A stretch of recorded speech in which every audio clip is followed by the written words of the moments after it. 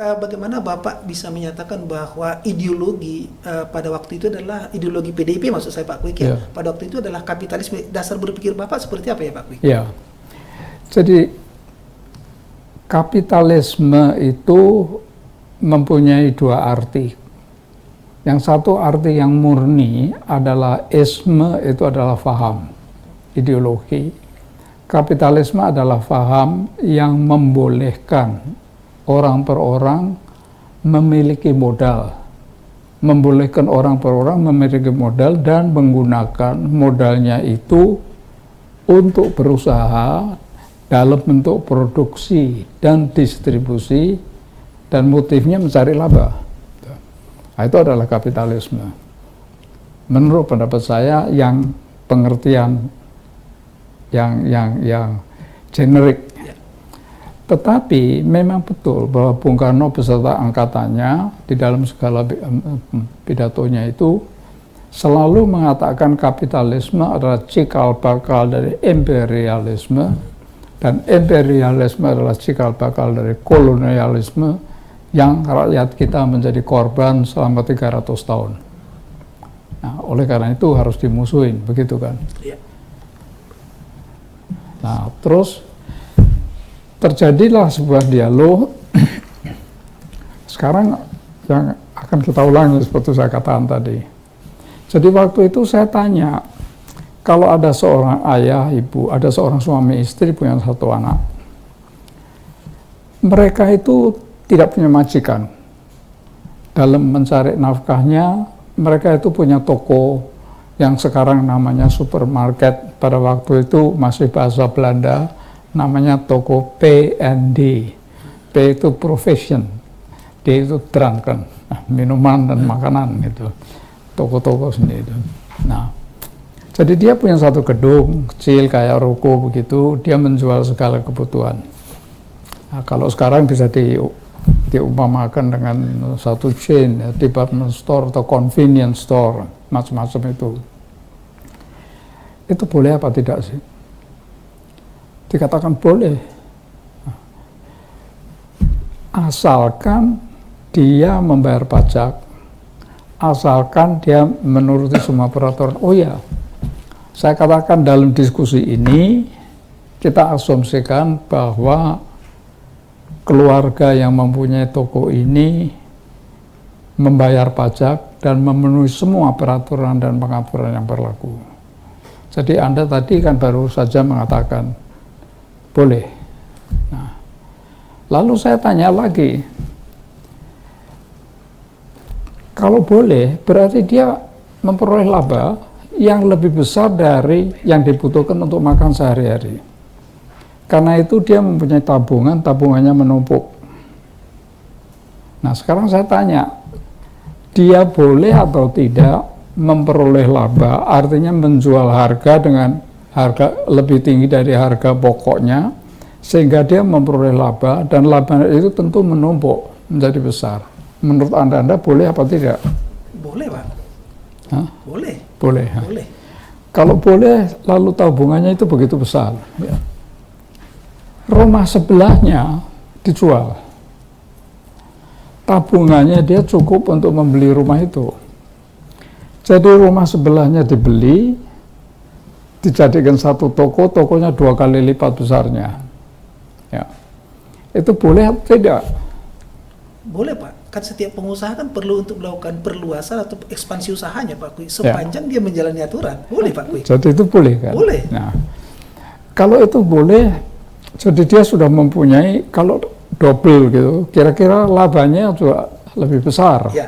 Oleh karena dia lebih indah, bisa memperindah tokonya, lebih variatif, barangnya, asortimennya lebih banyak, segala macam, sehingga tabungannya menumpuk. Sementara itu anaknya yang tadinya masih duduk di SMA lulus dari perguruan tinggi dengan konsentrasi marketing. Nah, lalu dia mulai memikirkan, karena dia sudah mulai paham ekonomi perusahaan. Dia sudah bisa menghitung harga pokok, dia mengerti sedikit mengenai masalah keuangan, marketing, dan lain-lain. Tokonya di Jakarta Pusat, ketika itu dia mengatakan saya mau membuat di Jakarta Selatan yang persis seperti ini. Dan uangnya ini cukup, tetapi tidak cukup 100% menggunakan kredit dari bank. Yang perbandingannya antara equity capital dengan loan capital, dengan pinjaman, modal pinjaman dengan modal sendiri, itu bisa diterima oleh bank. Boleh atau tidak membuka toko kedua? Boleh Pak Setia, boleh Pak. Sudah punya 2 toko ya? Sudah punya 2 toko kan nggak bisa sendiri. Nggak bisa bapak, ibu, anak sendiri nggak bisa kan?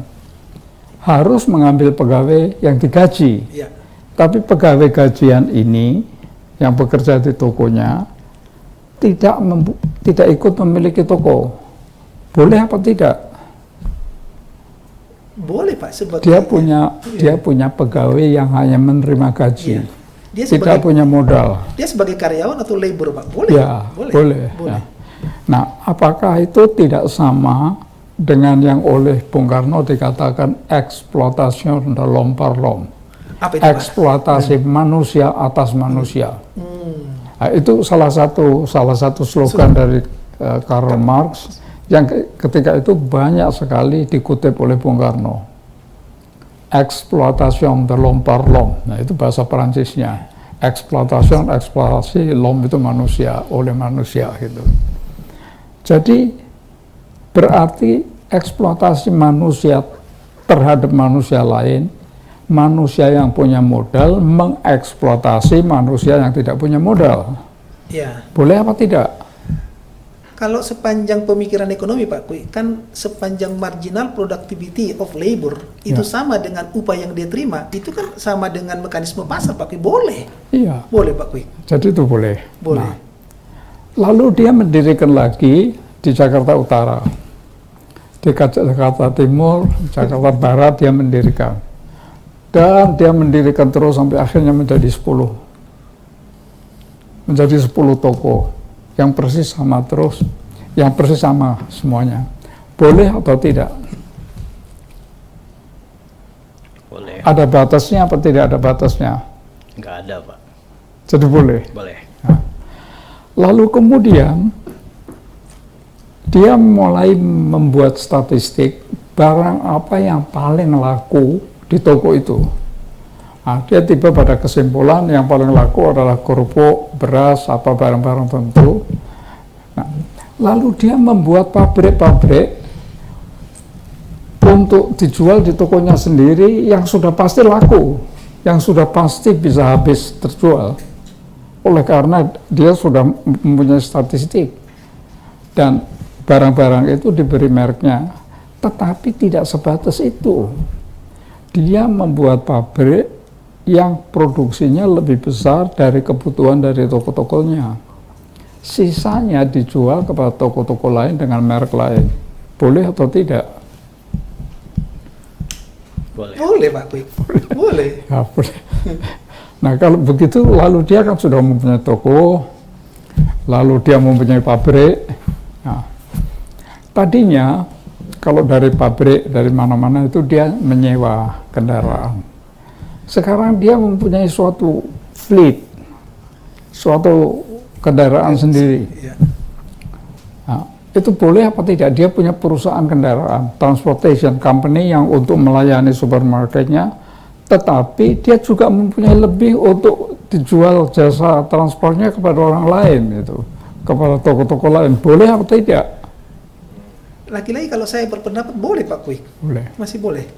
Nah, sebetulnya kalau saya berhenti sampai di sini saja, apa saya boleh menyimpulkan bahwa kapitalisme boleh, mekanisme pasar boleh karena dia bersaing harga. Ya.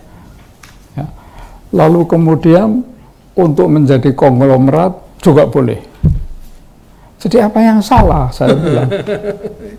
Nah, ketika itu tidak ada yang bisa menjawab. Padahal itu udah lama sekali. Ketika itu sistem komunis masih berlaku sepenuhnya gitu. Ya, itulah yang terjadi. Jadi saya tidak paham kalau sekarang ini masih ada diskusi mengenai sistem ekonomi yang tepat apa, dan yang lebih-lebih lagi kurang paham lah. Ya, saya masih tidak berani mengatakan bahwa tidak paham, karena saya masih mendalami terus, dan saya bahkan pernah berdiskusi panjang sekali dengan almarhum Mubiarto yang sangat pro dengan ekonomi kerakyatan dan tidak setuju dengan apa yang saya katakan. Nah, oleh karena itu, kalau dikatakan kita mempunyai suatu sistem ekonomi yang khas Indonesia, yaitu yang dinamakan ekonomi Pancasila, atau yang dinamakan ekonomi kerakyatan, atau yang dinamakan ekonomi gotong royong, itu sebetulnya saya sedang mencari apa artinya.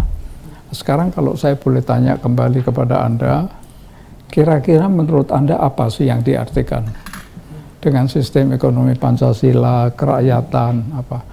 Kan disebut-sebut juga koperasi adalah satu-satunya bentuk segala atas dasar pasal 33, atas dasar Bung Hatta, pemikirannya Bung Hatta. Jadi bagaimana komentar Anda? Bagaimana ini, Pak Said, Pak? Terima kasih Pak Kwik. Saya kira pada prinsipnya kan kita bicara soal sistem produksi, Pak. Pertama itu dalam sistem produksi itu output adalah fungsi dari faktor produksi. Dalam salah satu fungsi faktor produksi itu adalah tenaga kerja, dan juga tadi adalah entrepreneur, jiwawirausaha. Jiwawirausaha ini kemudian kalau tenaga kerja itu dibayar dengan upah, kemudian jiwawirausaha ini dibayar dengan laba. Jadi adanya laba itu adalah menjadi suatu hukum yang wajib di dalam teoretiknya. Nah, kemudian itu yang disebut sebagai laba normal. Nah, jadi kalau lihat dari situ bahwasanya itu sudah suatu fenomenon yang diakui bahwasanya memproduksi itu adalah bagian dari suatu hal yang diakui dilakukan. Kemudian timbullah yang namanya laba abnormal yang tadi super tadi, itu adalah di atas dari suatu situasi yang normal. Itu kan secara konsepnya itu mesti dia memiliki kelebihan atau dalam tanda kutip monopolistik. Dalam monopolistik ini kan bisa dia didapat secara konsep, secara teoritis itu memang karena keunggulan produksinya, misalkan desain, mutu, selera, lain-lainnya, rasa dan lain-lainnya, sehingga dia mendapatkan harga itu lebih. Dalam situasi yang tidak normal, dia dapat melalui sesuatu yang sifatnya barrier. Jadi dikelola, diatur, dihalangin, diregulasi dan lain-lainnya. Nah, itu yang kita tidak bahaskan itu. Nah, kemudian kita mengenal sebagai koperasi, ya koperasi. Faktanya tampaknya koperasi kita nggak jalan sampai sekarang. Kalau kita lihat malah dari segi pemerintah juga kayaknya nggak ada menteri koperasi lagi saat ini. Artinya koperasi itu sendiri kan sebenarnya dia sebagai suatu badan usaha.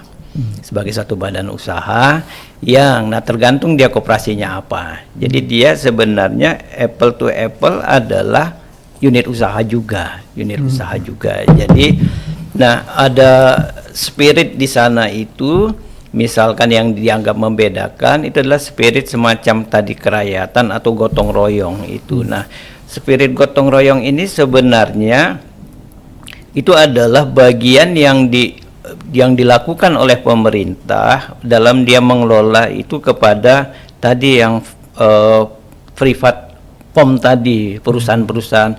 Pemerintah kan kemudian membuat aturan di sana sebagai regulator melalui pajak. Pajak itulah kemudian didistribusikan kepada rakyat dan lain-lainnya sebagai spirit gotong royongnya. Dan itu adalah dominan, artinya secara teoritik itu keluar ada, dan secara praktik juga itu. Kemudian bagian lain yang diambil alih oleh pemerintah adalah membuat regulasi-regulasi sehingga dia menjadi lebih fair lah gitu, lebih fair. Jadi ya misal dia membuat aturan yang artinya tapi dalam quote unquote itu udah fair. Kalau di sini ada toko, katakan ada toko gede, di sebelahnya jangan ada toko gede. Itu bisa diatur oleh pemerintah atau dia berjarak sekian dan lain-lainnya. Yang aturan-aturan itu sebenarnya kalau dia murni merujuk kepada kepentingan masyarakat, itu bisa membantu masyarakat artinya. Nah, jadi kita melihat artinya situasi ke depan itu bahwasanya ekonomi itu kan memang dilakukan oleh banyak pihak, oleh aktivis dan unit-unit bisnis, dan unit-unit bisnis itu quote and quote itu adalah bagian yang ada dalam transaksi yang membentuk PDB ini.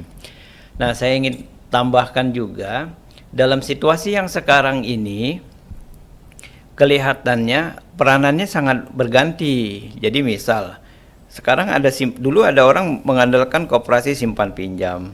Sekarang sudah ada misalkan bank. Geser dari bank ada fintech. Terlepas ada masalah pinjol misalnya, terlepas ada masalah negatifnya, bunganya tinggi dan lain-lainnya. Tapi itu adalah sharing aktivitas ekonomi yang sudah melebar.